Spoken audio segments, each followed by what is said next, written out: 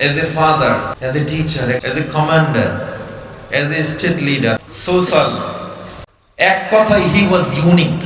তার মতো ব্যক্তিত্ব সম্পন্ন অদ্বিতীয় আর কেউ নাই। তার মতো ব্যক্তি আর নেই।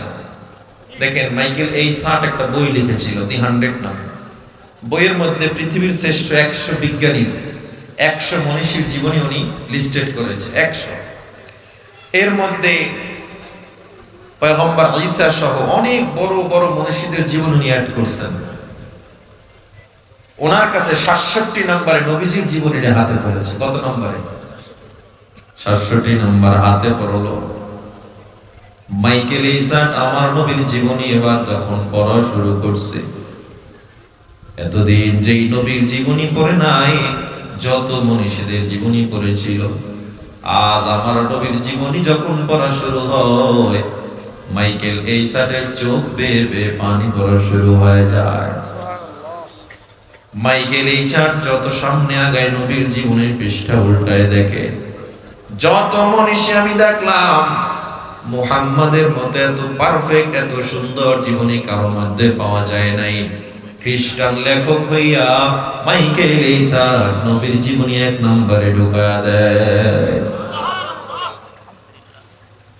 এমন এক নবী আমরা পাইলাম, এমন এক মায়ার নবী আমরা পাইলাম, যেই নবীর চেহারার দিকে তাকাইলে পেটের ক্ষুধা নিবারণ হয়ে যায়। আমার নবীর এত দাম, এত দাম, গোটা বিশ্বে 1450 বছর হয়ে গেল আজ পর্যন্ত নবীজির সিরাত, নবীজির সূরত লিখতে লিখতে লেখকের কলমের কালি শেষ হয়ে গেছে। নবীর জীবনী লিখতে লিখতে লিখতে লিখতে আবৃত্তিকারের আবৃত্তি উপস্থাপনা শেষ হয়ে গেছে। কবির কবির ভাষণ শেষ, জীবন শেষ হয়ে গেছে। এখনো আমার নবীর জীবনী, আমার নবীর জীবন বৃত্তান্ত লেখা শেষ করতে পারে নাই। কারণ আমার নবী এমন নবী, যেই নবী সাইয়্যিদুল মুরসালিন খাতামুন নবিয়্যিন, ঠিক না? আমার নবী ইমামুল আম্বিয়া, আমার নবী ইমামুল মুরসালিন। আমার নবীর মতো এত অদ্বিতীয় ব্যক্তিত্ব, দ্বিতীয় ব্যক্তিত্ব পৃথিবীতে আসে নাই। যে কারণে আমার আল্লাহ জানায় দেয়, হে নবী, আপনার জীবনের মধ্যে রয়েছে উম্মতের জন্য উত্তম আদর্শ। আমরা নবীর আদর্শ মানতে চাই না, নবীর আদর্শ আমার ভালো লাগে না। আমার কাছে আজ নবীর আদর্শ ভালো লাগে না। আমার কাছে নায়ক নায়িকার মডেল ভালো লাগে। আমার আদর্শ নায়ক নায়িকা খেলোয়াড় বানায় রাখছি। একটা খেলোয়াড়ের জন্য জীবন দিয়া দেয়, চুল কাটে, খেলোয়াড় জন্য চুল কাটছে। খেলোয়াড় যেই পোশাক পরেছে, আমার মুসলমান যুবক সেইভাবে পোশাক পরে। অথচ খেলোয়াড়ের জন্য যে পরিমাণ চিল্লাইছো, এর অর্ধেকও যদি আমার নবীর জন্য মুহাব্বত থাকতো, আমার মনে হয় কোন যুবক দাড়িবিহীন থাকতে পারতো না। এজন্য আমার আল্লাহ তাআলা জানায় দেয়, ওয়ামা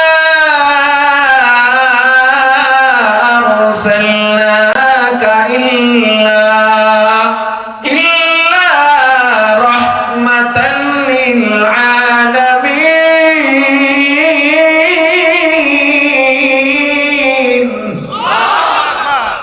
সাইয়্যিদুল কাউনাইন খাতামুল মুরসালিন, আখিরা মদবুদ ফখরুল আউয়ালিন, শুধু ওজুদাস রহমাতাল লিল আলামিন, মসজিদে ও শুধু হামারো এ জমিন।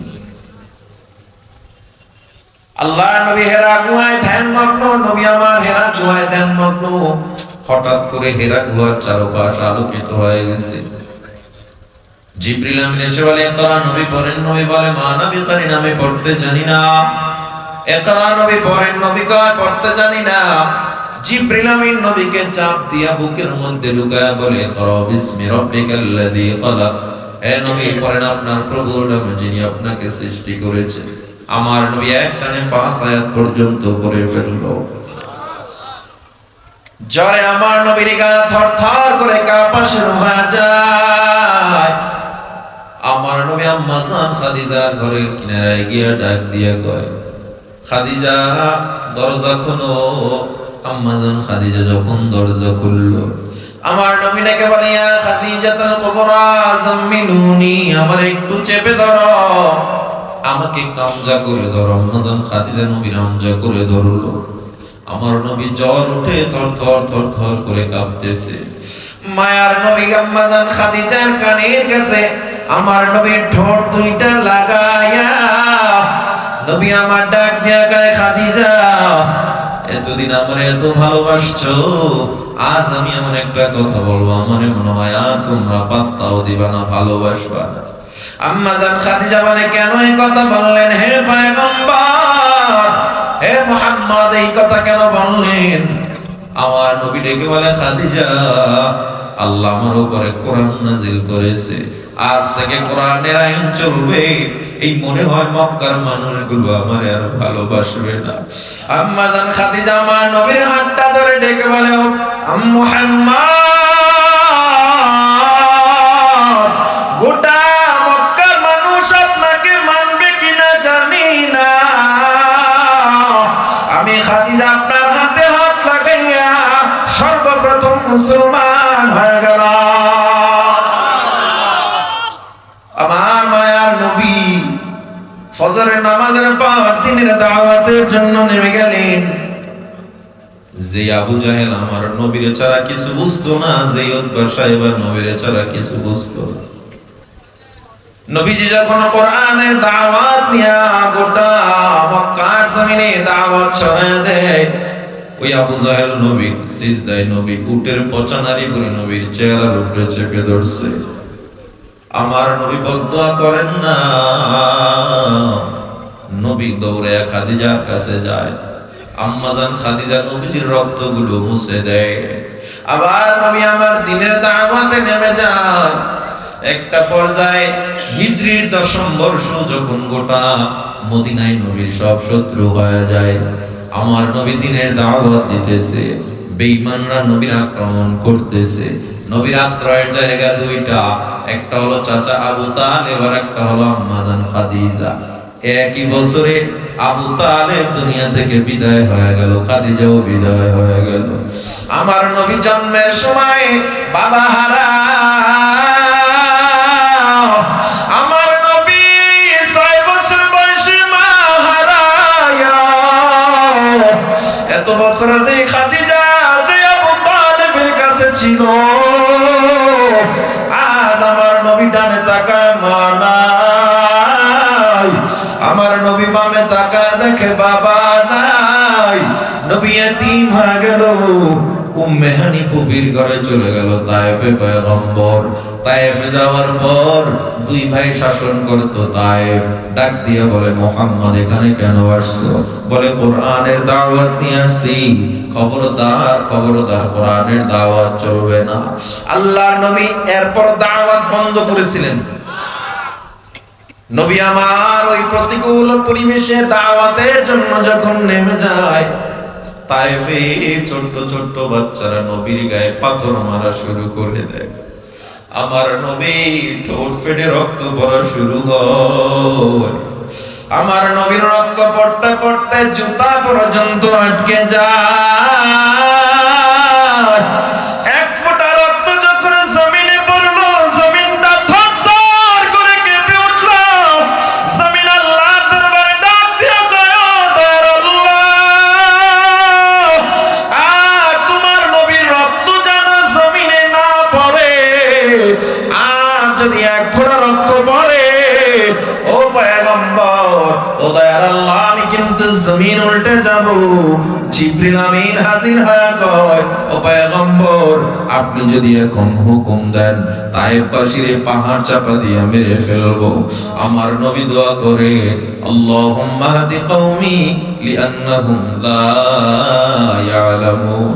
আল্লাহ আমার উম্মতগুলোরে মারবেন না, ওরা না বুঝে আমারে কষ্ট দিছে, ওদের হেদায়েত দিয়া দেন। ও পয়গম্বর, আপনি অর্ডার দেন। আমার নবী কয়, না, আমি সবাই মাফ করে দিলাম। সুবহানাল্লাহ। এমন এক আদর্শ নবী আমরা পাইলাম। ও যুবক, যেই নবীর আদর্শ থেকে কাফের মুসলমান হয়ে যায়, সেই হেরার আলো কোরআন আজ পর্যন্ত গোটা বিশ্বে ছড়িয়ে আছে। আমার নবী যার ধারক বাহক, সেই কোরআনের আলো জামিয়া তালিমিয়ায় ছড়াইতেছে, ঠিক কিনা? সুতরাং এই কোরআনের আলো, কোরআনের নূর যদি সিনায় না নিতে পারো, এর চেয়ে কপাল পোড়া মুসলমান আর হতে পারে না। আফসোসের সাথে বলতে হয়, এ মুসলমান, গোটা বিশ্বে বেঈমানরা কোরআন দেখে দেখে মুসলমান হয়ে যায়, আর মুসলমানের ঘরে জন্ম নিয়া মুসলমান কোরআন পারে না, সন্তানরেও কোরআন পড়ায় না, ঠিক কিনা? কয় সন্তান কই পড়ে, কয় মাদ্রাসায়, কয় কি লাভ? মাদ্রাসায় পড়ে কোনো লাভ নাই। কোরআন শিখবে, মাথা ঢুলায় ঢুলায় আরবি পড়বে, আর কিছু জানবে না। এ মুসলমান, আমারে জবাব দেন, ও ঢাকার মুসলমান, কোরআন কি শুধু আরবি পড়ার নাম, নাকি সব ইলম কোরআনে আছে? তাইলে যে বলতেছে কোরআনের অপমান করে কথা বলছে, ঠিক না? এক একজনের সায়েন্স নিয়ে পড়ালেখা করে কত গর্ব, আমি বড় বিজ্ঞান, আমি বড় ডক্টর, আমি বড় ডাক্তার, আমি বড় ইঞ্জিনিয়ার। অথচ যেই বই পড়ে পড়ে তারা বড় বড় সায়েন্টিস্ট হয়েছে, ওই বইগুলোর যে লেখক, এরা কোরআনের সাহায্য ছাড়া বই লিখতে পারে নাই। সুবহানাল্লাহ। ঋগ্বেদ, গীতা, বাইবেল, রামায়ণ, তাওরাত, জবুর, ইনজিল, কোরআন শ্রেষ্ঠ কোনটা? The Quran best book in the world, এই কথা আমার না, গোটা বেঈমানরা মেনে নিয়েছে, ঠিক কিনা? মানছে কি মানে নাই? সব ইহুদি খ্রিস্টানরা বলে কোরআনের চেয়ে শ্রেষ্ঠ গ্রন্থ নাই। কসমোলজি বিদ্যা আছে না নাই? অ্যাস্ট্রোলজি, বায়োলজি, জিওলজি, ফিজিক্সের জ্ঞান, পদার্থ বিজ্ঞান, মহাকাশ বিজ্ঞান, এমনকি তারকার চ্যানেলগুলো পর্যন্ত কোরআনে আল্লাহ দিয়ে দিয়েছে। Proxima Centauri, Alpha Centauri, Andromeda গ্রহ, ওই গ্যালাক্সির কথা কোরআনে আছে, ওই স্পেস স্টেশনের কথা কোরআনে আছে। এমনকি ব্ল্যাক হোল, আল্লাহ একটা গর্ত বানাইছে আসমানে, সূরা ওয়াকিয়ায়, ফালা উকসিমু বিমাওয়াকি'আন নুজুম, ওই জায়গার শপথ যেখানে গিয়ে তারকা পতিত হয়। ওই ব্ল্যাক হোলের বিজ্ঞানটা বিজ্ঞান আবিষ্কার করছে 150 বছর আগে, আল্লাহ কোরআনে আরো 1400 বছর আগে আবিষ্কার করে রাখা দিয়েছেন। এই কোরআনে আমরা মৌলবীরে পড়ি, বুঝেননি? বিজ্ঞান যা 200 বছরের মধ্যে আবিষ্কার করছে, কোরআন সেটা 13000 বছর আগে আবিষ্কার করে রেখে দিয়েছে। বিজ্ঞান বলে চাঁদের নিচের কোনো আলো নাই, সূর্যের থেকে আলো সংগ্রহ করে করে গোটা পৃথিবীতে চাঁদ রাত্রে আলো দেয়। বিজ্ঞান মাত্র 200 বছর আগে বলেছে এই কথা, আর আমার আল্লাহ সূরা ফুরকানের 61 নম্বর আয়াত আর 13000 বছর আগে বলে রাখছে। সুবহানাল্লাহ বলবেন না? বিজ্ঞান কয় সূর্যের কক্ষপথ আলাদা, চন্দ্রের কক্ষপথ আলাদা। চন্দ্র সূর্যের কক্ষপথ বিজ্ঞান আবিষ্কার করছে 150 বছর আগে, আর আমার আল্লাহ সূরা আম্বিয়ার 33 নম্বর আয়াতে 13000 বছর আগে বলে দিয়েছে। বিজ্ঞান পিঁপড়া বিদ্যা আবিষ্কার করেছে। পিঁপড়া বিদ্যা কাকে বলে? পিঁপড়ারা বাজার সদাই করে, এদের মৃতদেহেরা কবর দেয়, এরা মারামারি করলে আবার সালিশ ব্যবস্থা আছে। পিঁপড়ার মধ্যে প্রধানমন্ত্রীর কামরা ভিন্ন, রাষ্ট্রপতির কামরা ভিন্ন। পিঁপড়াদের মধ্যে আবার খাদ্যমন্ত্রী আছে, সড়ক যোগাযোগ পরিবহন মন্ত্রীও আছে। তারা আবার ব্রিজ বানায় দেয়, ছোট ছোট নালা বাজলে এরা ওই ব্রিজ পারায় না, আগে লোক পারাইবে, দেখবে ঠিক আছে কিনা, দাঁড়ায় থাকে। আর আমগো দেশের মন্ত্রীরা ব্রিজ বানায় বাঁশ দিয়ে, পর পলায় যায়। ঠিক নেই? ঠিক আপনি রাস্তে কইলো ঠিক, জোরে কইলো ঠিক, জোরে কোন ঠিক না ঠিক? রাষ্ট্র সুন্দর করতে চান, চোরের রাতে দেশ দিয়ে রাষ্ট্র সুন্দর করতে চান রাষ্ট্র। আমরা নিরীহ হুজুর, আমরা কি করছি কিছু? তোমরাই তো করছো, ভোটটা দিয়ে তো চোররে তুমিই নেতৃত্ব দিছো, ঠিক কিনা জোরে বলেন? এই বাংলায় শান্তি হবে না, এই বাংলায় দুর্নীতি যাবে না, এই বাংলায় অন্যায় বন্ধ হবে না, এই বাংলায় দুর্নীতি বন্ধ হবে না, রাস্তার টাকা টেন্ডারবাজি করে বিদেশে যাওয়া বন্ধ হবে না। বন্ধ হবে কখন? ইসলাম ক্ষমতায় যাবে যখন।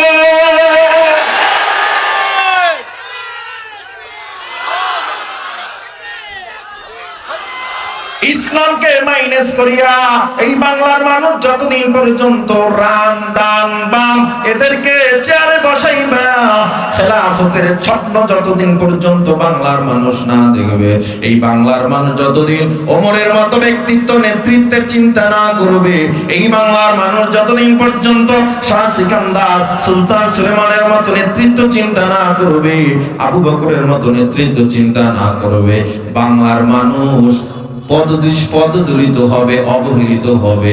গরিবের টাকা মাইরা সবাই কলা গাছ আঙ্গুর ফুলে কলা গাছ বিদেশ যাবে, তবুও বাংলার মানুষ শান্তি পাবে না।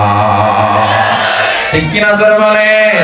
এদের যদি সুন্দর করতে চাও ওলামায়ে কেরামের হাতে নেতৃত্ব দাও, কারণ ওলামায়ে কেরাম কারা?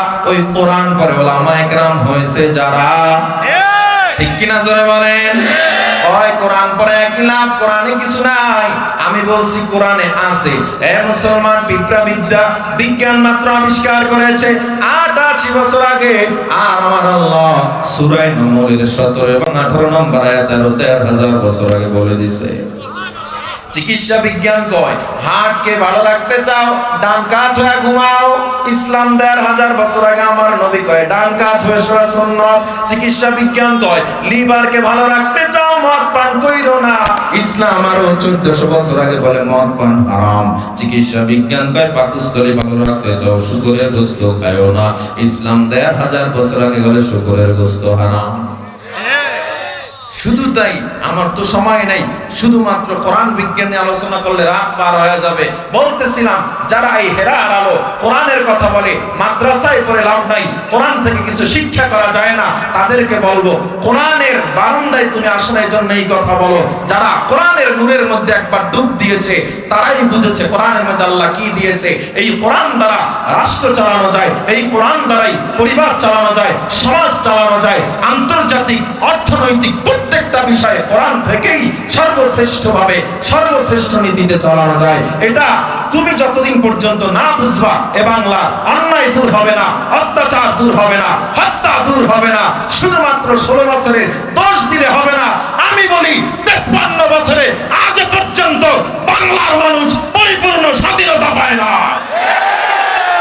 হ্যাঁ, 16 বছরে আমরা ছিলাম আইসিইউতে, এর আগের টাইমটা ছিলাম লাইফ সাপোর্ট। এই তো ঠিক কিনা?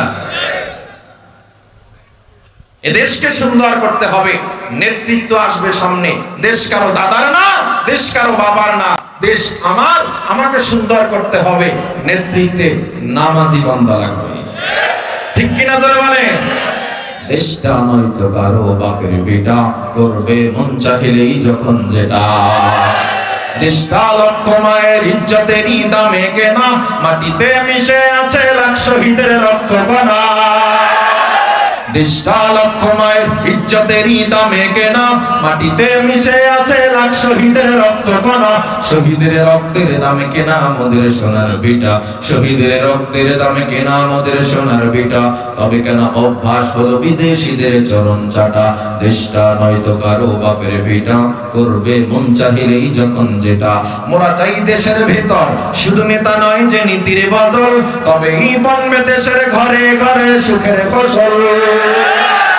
এসো তাই ঘুরে ফেলি নাস্তিকতার দেয়াল ঘেরা, এসো তাই ঘুরে ফেলি নাস্তিকতার দেয়াল ঘেরা। হবে না শান্তি দেশে কোরআনেরই শাসন ছাড়া, হবে না শান্তি দেশে ইসলামেরই শাসন ছাড়া। কোরআনের আইন যতদিন না পর্যন্ত অন্তরে আপনি লালন করবেন, খেলাফত লালন না করবেন, শান্তি আশা করা যায় না। এজন্য নয় বিনয় করব যুবক ও বৃদ্ধ বাবারা, সবাই একটা বিষয় ঐক্যবদ্ধ হব, নিজে নবীর আদর্শ মানব এবং এই নবী যেই কোরআনের ধারক বাহক, ওই হেরার আলো আমার ঘরে পৌঁছাবো।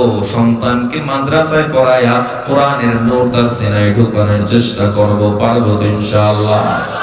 এই সংক্ষিপ্ত সময়ে দুইটা বিষয় আমি আপনাদের বোঝাতে চেয়েছি। আমার নবীর আদর্শ এবং কোরআন।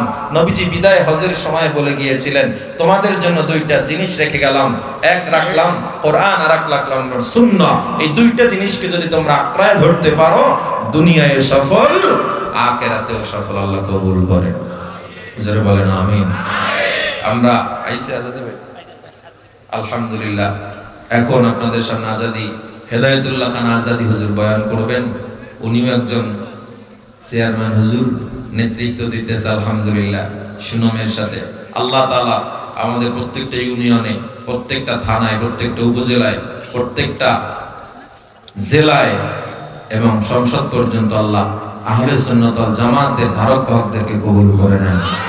আমিন বলেন আমিন।